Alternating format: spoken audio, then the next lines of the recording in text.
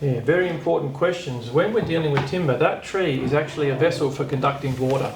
So all of those fibres are actually, when you buy them from the farmer, it's 50% water.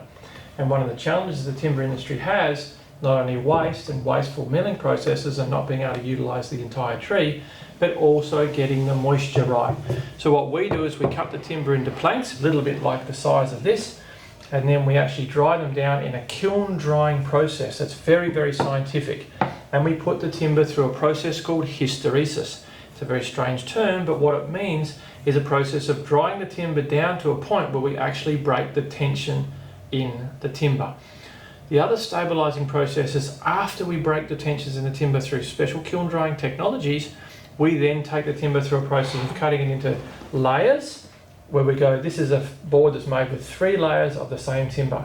So you've got this beautiful blackbutt tree here, and we break it down into 3 layers. The top layer is the most beautiful. The middle layer is cross-engineering layers, and that is designed to stabilise the floorboard. And the bottom layer, which is less attractive, is actually designed to put a balancing layer. So the whole floorboard, top, bottom and middle, is completely balanced, and that's why we call it stabilised solid.